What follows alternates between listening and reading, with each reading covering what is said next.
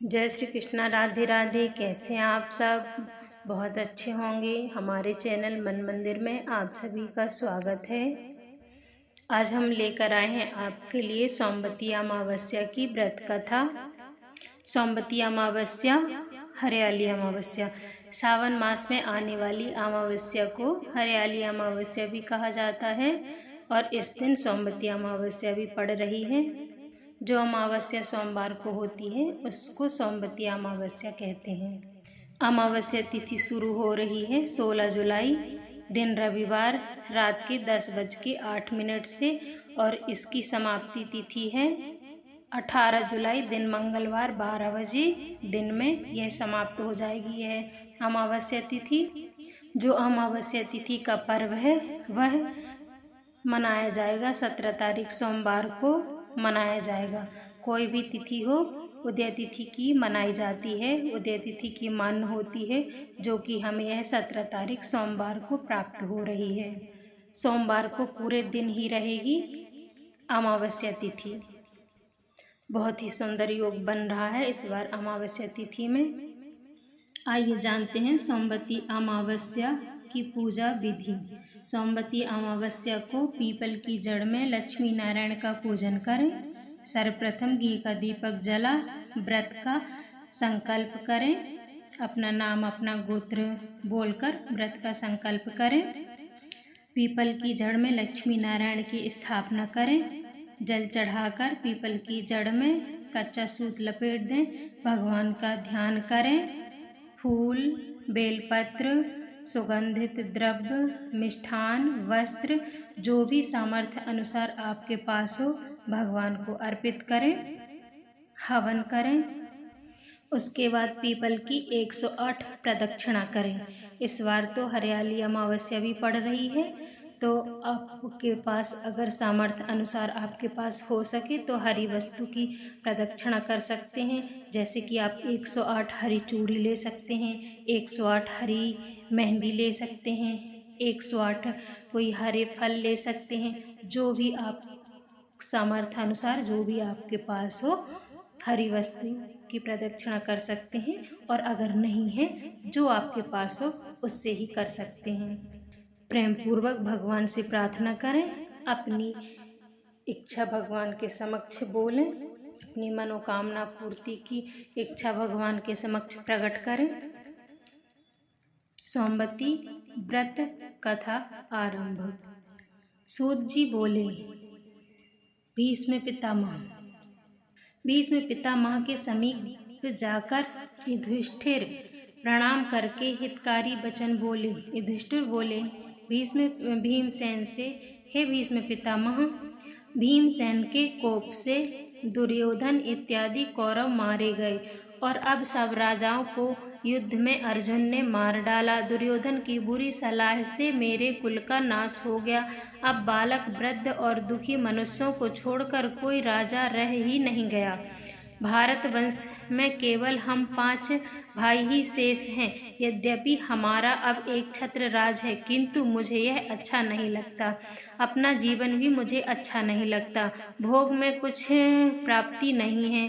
वंश का नाश देखकर मेरे हृदय में दिन रात संताप रहता है। उत्तरा का गर्भ का बालक भी अश्वत्थामा के अस्त्र से जल गया है। इस कारण इस पिंड विच्छेद को देखकर मुझे दुगना दुख हो रहा है। हे पितामह, अब आप ही बताइए कि मैं क्या करूं और कहां जाऊं, जिससे मैं शीघ्र ही चिरंजीवी संतान की प्राप्ति कर सकूं। भीष्म जी बोले, हे राजन सुनो, मैं तुम्हें व्रतों में एक उत्तम व्रत बतलाता हूँ, जिसके करने मात्र से चिरंजीवी संतान की प्राप्ति होगी।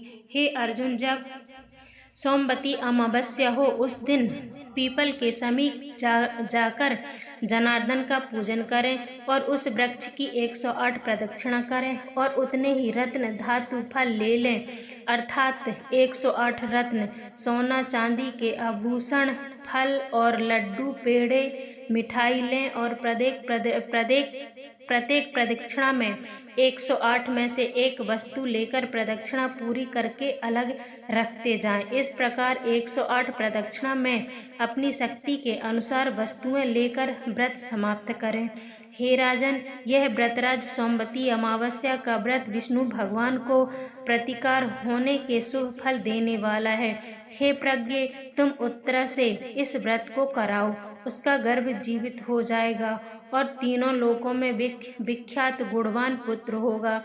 पितामह के वचन सुनकर युधिष्ठिर पुनः बोले कि हे पितामह, उस व्रतराज को विस्तार के साथ कहिए। हे विभो, इस व्रत को मृत्यु लोक में सर्वप्रथम किसने प्रकाशित किया और फिर उसको किसने किया? पितामह बोले, सर्वविख्यात काची नाम की महापुरी है, जो कि चांदी के पर्वत जैसी ऊंचे 2 बड़े बड़े विशाल महलों से सुशोभित है और नगर के नर नारी भी सुंदर वेश सुशोभित हैं तथा ब्राह्मण क्षत्रिय वैश्य शूद्र सभी अपने अपने कर्मों में लगे रहते हैं। वह नगरी रूप और चातुरी में प्रवीण वैश्याओं से सुशोभित है, जैसे कि कुबेर की अलकापुरी या इंद्र की अमरावती। अग्नि की अत्यंत तेजस्वी महापुरी के समान वह नगरी रत्नों से भरपूर है। वहाँ एक बड़ा पराक्रमी रत्नसेन नामक राजा राज्य करता है। उसके राज्य में देवस्वामी नामक एक ब्राह्मण निवास करता था। उसकी रूपवान धनवती नाम की सुंदर स्त्री थी।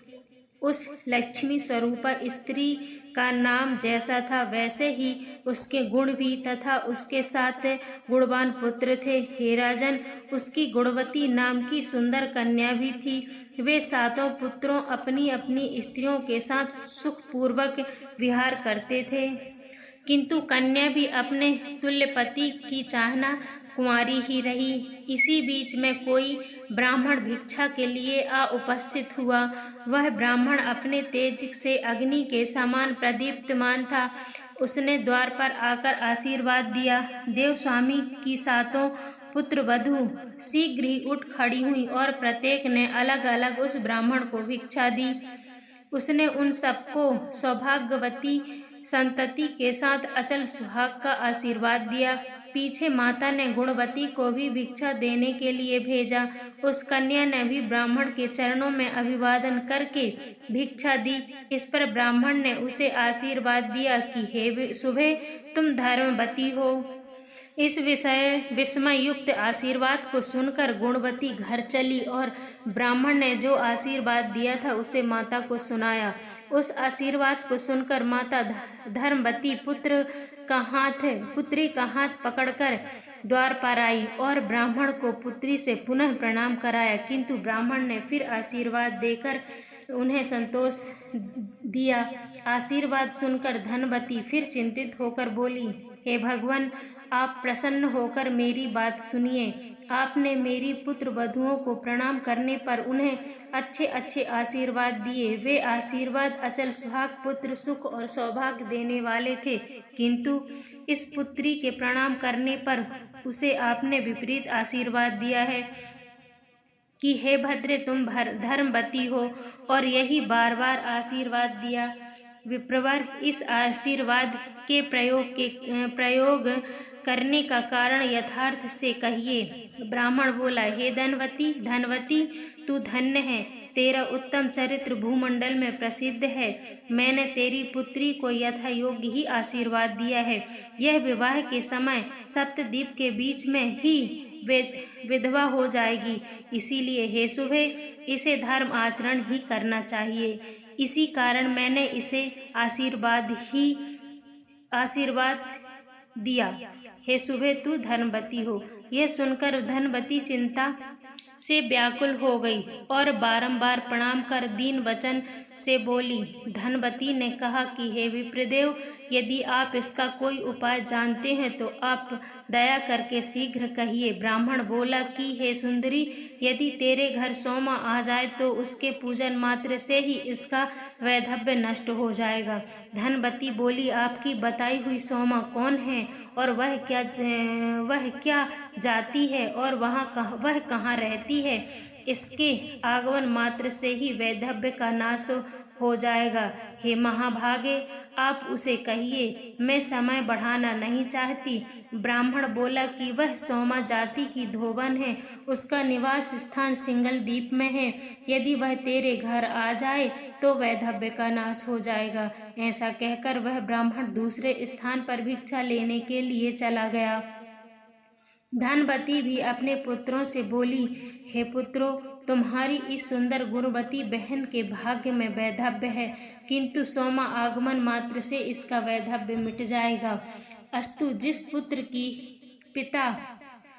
पुत्र में पिता की भांति और माता के वचनों का गौरव हो, वह अपनी बहन को साथ लेकर जाकर और सोमा को शीघ्र ही ले आवे।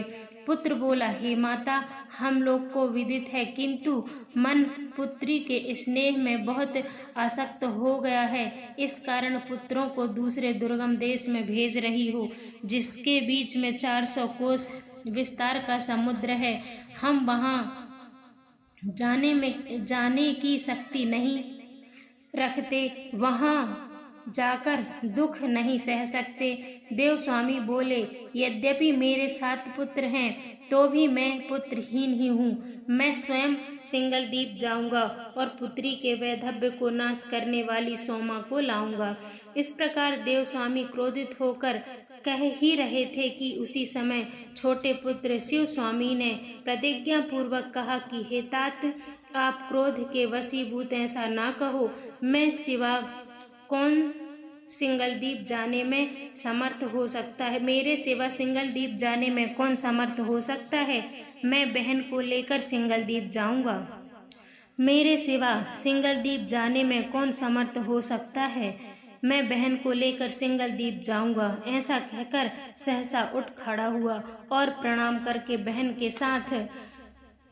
बहन को साथ लेकर आदर पूर्वक सिंगल द्वीप के लिए चल दिया। वह ब्राह्मण पुत्र कुछ ही दिनों में चल समुद्र के किनारे पहुंच गया और वहां समुद्र पार करने का प्रयत्न करने लगा। उसने वहां एक अत्यंत विशाल बट वृक्ष देखा, जिसके खोखले में गिद्धराज के बच्चे सुखपूर्वक बैठे हुए थे। उस वृक्ष के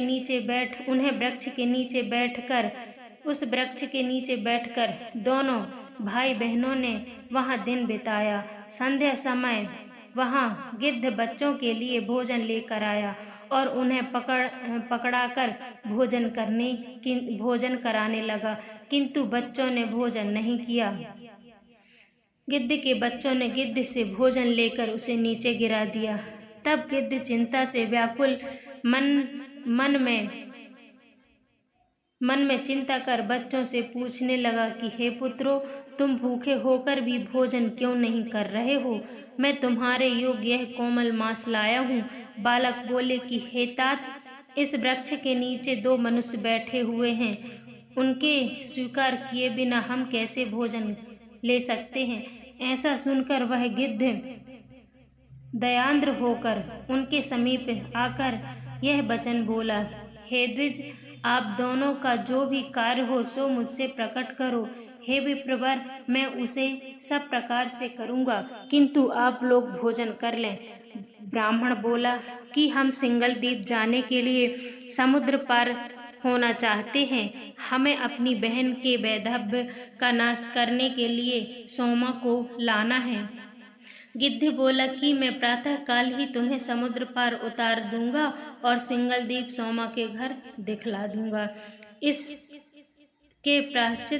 इसके पश्चात रात्रि व्यतीत होने पर सूर्यदेव के उदय होते ही गिद्धराज ने उन दोनों भाई बहन को समुद्र पार उतार दिया। सिंगल द्वीप में आकर सोमा के घर समीप ही ठहर गए। इसके पश्चात वे दोनों प्रातः काल के समय सोमा के घर की चौका को साफ कर उसे प्रतिदिन लीपा करते और सुंदर बना दिया करते। इस प्रकार करते करते उन्हें पूरा 1 वर्ष व्यतीत हो गया। इस प्रकार का यह झाड़ू लगाकर कौन लीप जाया करता है, मुझसे कहो। उन सभी ने एक ही साथ कहा कि यह किया हमारा नहीं है, हमने यह कार्य नहीं किया। इसके पश्चात एक दिन धोबन रात्रि को छिपकर बैठ गई। उसने देखा कि ब्राह्मण की कन्या घर के आंगन में झाड़ू लगा रही है और पवित्र व्रती भाई उस आंगन को लीप रहा है। सोमा ने उन दोनों के पास आकर पूछा कि तुम दोनों कौन हो, मुझसे कहो। उन्होंने सोमा से कहा कि हम ब्राह्मण की संतान हैं। सोमा बोली कि घर में ब्राह्मण बुहारू लगाते हैं, इससे तो मैं जल गई, नष्ट हो गई, इसमें कोई संदेह नहीं है। इस पाप से मेरी न जाने कौन सी दुर्गति होगी। हे द्विज, हम तो हर प्रकार से पाप जाति धोवन विख्यात हैं, फिर तुम ब्राह्मण होकर यह विपरीत कर्म की इच्छा विपरीत कर्म क्यों कर रहे हो। शिव स्वामी ने कहा कि यह जो मेरी गुणवती नमनी देवी स्वरूपा बहन है, जो इसका विवाह के समय सप्तद्वीप में ही वैधव्य योग पड़ रहा है और तुम्हारे समीप रहने मात्र से वैधव्य का योग नाश हो सकता है। इसी कारण हम भाई बहन सहित बहन के साथ दासी कर्म कर रहा हूँ। सोमा ने कहा, अब आगे ऐसा मत करना, तुम्हारी आज्ञा से ही चलूंगी। ऐसा कह सोमा घर में आकर बहुओं से कहने लगी कि मैं इनके साथ जाती हूँ। यदि मेरे राज्य में मेरा व्यक्ति मर जाए, जब तक मैं ना लौट कर आऊँ तब तक उनके सब को वैसा ही रहने देना, उनकी रक्षा करते रहना। किसी के कहने से भी किसी को कभी जलाने देने यह आज्ञा पुत्र वधू को स्वीकार कर लेने पर सोमा समुद्र के किनारे आई और क्षण मात्र में उन दोनों को भाई बहनों को पार उतार दिया तथा स्वयं भी आकाश मार्ग से उस महासमुद्र को पार हो गई। देखकर धनवती ने प्रसन्न होकर पूजा की। फिर इसी बीच शिव स्वामी देशांतर में अपनी बहन के सदृश वर लाने के लिए उज्जैनी पहुंचा और वहां से पंडित देव शर्मा पुत्र रुद्र शर्मा ब्राह्मण को वर के रूप में ले आया, जो कि उसकी बहन के समान गुणवान था। तत्पश्चात उस धोबन सोमा ने उनका विवाह करा दिया। देव स्वामी के शुभ नक्षत्र में अपनी कन्या गुणवती को रुद्र शर्मा के साथ दे दिया। फिर वैवाहिक मंत्रों से हवन कराया। इसके पश्चात सप्तद्वीप के बीच में रुद्र शर्मा मर गया। उसको मृतक देखकर सब बांधव रोने लगे, किंतु सोमा शांत रही। सोमा ने वह सब लोगों को बहुत अधिक रोते पीटते देखकर गुणवती को शीघ्र ही व्रतराज के प्रभाव से मृत्यु निवासक पुण्य विधि पूर्वक संकल्प करके दे दिया। रुद्र शर्मा उस व्रतराज के प्रभाव से जीवित हो गया और सोए हुए की भांति सहसा उठ बैठ गया। इस प्रकार विवाह कार्य से निवृत्त होकर व्रतराज को बतलाकर सोमा धनवती से आज्ञा लेकर अपने नगर को चली। इस प्रकार वह पूर्ण काम सोमा धोबन मृत ब्राह्मणों को जीवित करके प्रसन्नता से भरी हुई अपने घर गई। इसी बीच उस सोमा के घर में पहले उसके लड़के मरे, फिर उसका स्वामी मरा और फिर उसका जमाता भी मर गया। मार्ग में आते हुए उस समय मृतकों को जलाने वाली सोमवार युक्त अमावस्या तिथि भी आ पड़ी।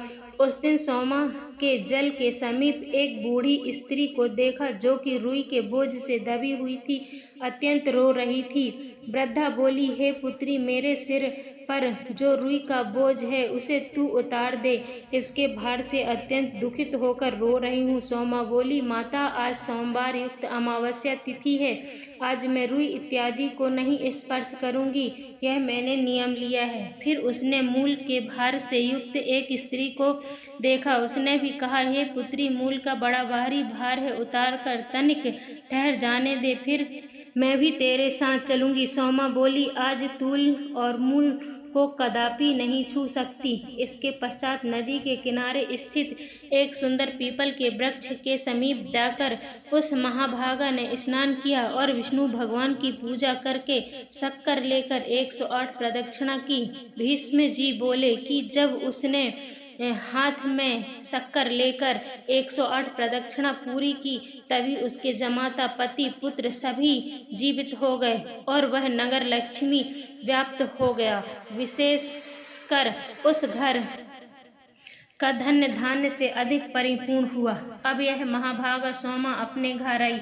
उसने अपने पति पुत्र जमाता को जीवित देखकर वह यह सब कुछ जानती थी कि वस्तु सबको पाकर कृत संकल्प हो गई। सभी बहुओं ने उस तपस्विनी को प्रणाम करके पूछने लगी। बहुएं बोली, हे देवी, तुम्हारे पति जमाता और पुत्र बांधव जो मर गए थे वो कैसे जीवित हो गए? रुई मूल स्पर्श नहीं किया और कैसे वह मृत्यु को प्राप्त हुए थे? सबके सब जीवित हो गए। सोमा बोली, मैंने गुणवती को व्रतराज का पुण्य दे दिया था, उसी के फल से पति जमाता पुत्र मृत हुए थे। हे बांधु, मैंने तूल ही छुआ ना मूल ही स्पर्श किया और पीपल के नीचे विष्णु भगवान की पूजा करके प्रदक्षिणा की।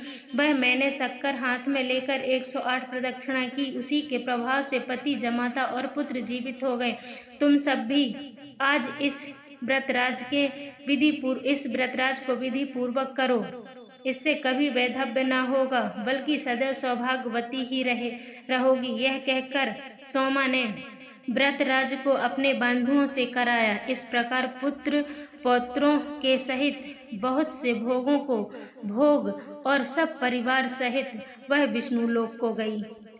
भीष्म जी बोले, हे पार्थ, मैंने यह व्रत तुमको विस्तार के साथ सुना दिया। युधिष्ठिर बोले, व्रतराज महत्व विधि क्या है? भीष्म पिताजी ने कहा, स्त्री या पुरुष यह व्रत कोई भी विधि पूर्वक कर सकता है।